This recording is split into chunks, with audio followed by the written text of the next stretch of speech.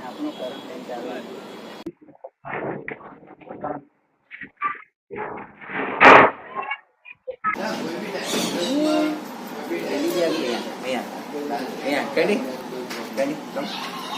આલુથી દોડતી હતી.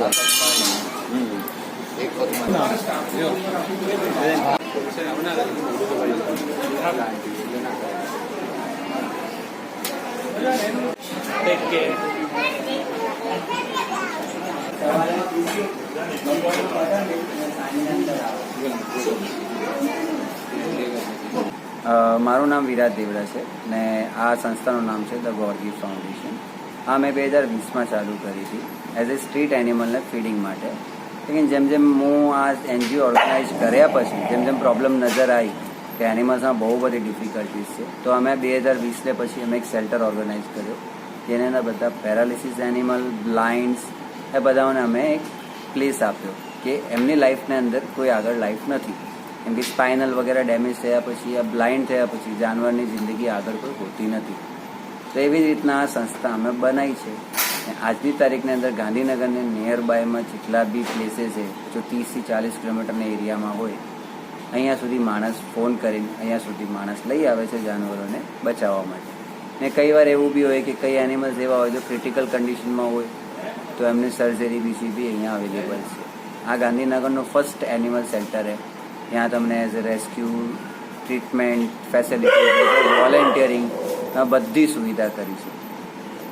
આજની તારીખમાં અહીંયા 52+ એનિમલ્સ છે. જો એટલીસ્ટ 50+ એનિમલ્સ તો મોસ્ટ ઓફલી એવી કન્ડિશનમાં છે તમે વિચારી બી નહીં શકતા કે મતલબ એમની કમ્પ્લીટલી બોડી ડેમેજ છે. આ ઓર્ગેનાઇઝેશન ગાંધીનગર પૂરતામાં ચાલે છે, બટ અમારી સર્વિસ એટલી સારી છે કે પબ્લિક બહુ દૂર દૂરથી લઈને આવે છે. તો આમાં મોસ્ટ ઓફલી એવી બી પ્લેસીસ છે જેમ મોરબી છે, અમરેલી છે, ભાવનગર છે, બહુ દૂર દૂરથી માણસ આવે છે. કેમ કે જાનવરોમાં અહીંયા રિઝલ્ટ આવે છે કે અમે પેરાલિસિસ સુધીને બી અમે ઊભા કર્યા છે.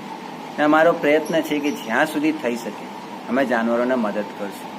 ને આ પણ કે કોઈ માણસ ચાહે કે અમારી સાથે જોડાવવું ચાહે, અમારી સાથે મદદ પણ કરવું ચાહે આ જીવોને સહાય માટે, તો એમને માટે આપણે મદદ કરીશું. ને કઈ વાર મારા સવાલ એવા બી છે કે માણસ કહે છે કે તમે એનિમલ લાવો, ટ્રીટમેન્ટ કર્યો, પછી તમે ક્યાં રિલીઝ કરો? તો મોસ્ટ ઓફલી અમારો એક આન્સર હોય છે આમાં કે એનિમલ જ્યાંથી આવે છે એની બર્થ પ્લેસ ઉપર જ એને પાછું રિલીઝ કરાય. અગર વાત ત્યાં અમને ખબર હોય તો, અગર અધરવાઇઝ ના હોય કે આ કન્ડિશન જ ના હોય તો એનિમલને પછી આ જીવન શેલ્ટર અપાય છે. ને મોસ્ટ ઓફલી કઈ વાર એવું હોય છે કે એના અંદર વોલેન્ટિયર્સ હોય છે. જો અહીંયા સુધી એનિમલ પહોંચાડે છે તો એમને જોડે ઓલરેડી પ્લેસીસ હોય છે કે મતલબ જ્યાં પ્લેસથી એમને અહીંયા મુકાયો છે એવા પ્લેસ અમને મળી જાય છે. તો મોસ્ટ ઓફલી બધા એનિમલ્સ એમને પ્લેસ ઉપર ઠીક થયા પછી જાય છે. આ સંસ્થા એક જ પ્રણ લઈને ચાલે છે કે જીવોનું સારું થાય. કેમ કે અબોલ જીવ કોઈના નથી, એ આપણે ઉપર આધારિત છે. આપે જો ખાવાનું ખાઓ છો એમને બી આ જ અધિકાર ભગવાન આપ્યો છે. તો માણસ છો આપે બી, તો એટલું આપણે વિચારવું જોઈએ કે જાનવરનો એક સમયનું તો આપણને ખાવાનું ને જગ્યા એટલી પ્લેસ આપે આપી શકો છો. આ આપણે એક માનવતાની રીતે આપે જોઈ શકો છો. આ સંસ્થાની એક નાની વિનંતી, આ એક રિક્વેસ્ટ છે કે માણસ એને સમજે ને અન્ડરસ્ટેન્ડિંગ કરે ને મદદ કરે. એટલીસ્ટ એક રીતે ફ્રેન્ડલી એનજીઓ છે. અહીંયા બધા એનિમલ્સની સાથે તમે રમી શકો, તમે તમારી ફેમિલી સાથે આવી શકો.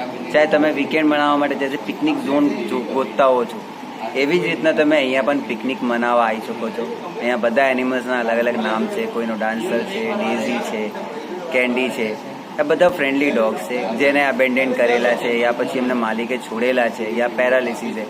તો આ બી એક છે કે તમે અહીંયા પણ આવી શકો છો, એનિમલ સાથે રમી પણ શકી છો અને તમારો વીકેન્ડ પણ સ્પેન્ડ કરી શકો. અને બીજું કે તમારી એક નાની ખુશીને લીધે આ જો અનાથ ને અબેન્ડન એનિમલ એમને કુછ પલોની ખુશી આપને લીધે મળે છે. આજ સુધી આ સંસ્થાએ 4 સાલની અંદર ના કરતાં 4 થી 7 હજારને વચ્ચે એનિમલ્સને સેવા કરી છે. એને વચ્ચે હર સાલના કોઈ ફિક્સેશન નહીં હોતા, બટ અમારે સામે મોસ્ટ ઓફલી કેસીસ નાના એનિમલમાં ડોગ, કેટ્સ એન્ડ બર્ડ્સનું વધારે રહે છે. તો સ્પેશિયલિટી અમે આ કરો છો કે નાના એનિમલમાં ડોગ, કેટ ને બર્ડ માટે વધારેથી વધારે સુવિધા કરી શકો.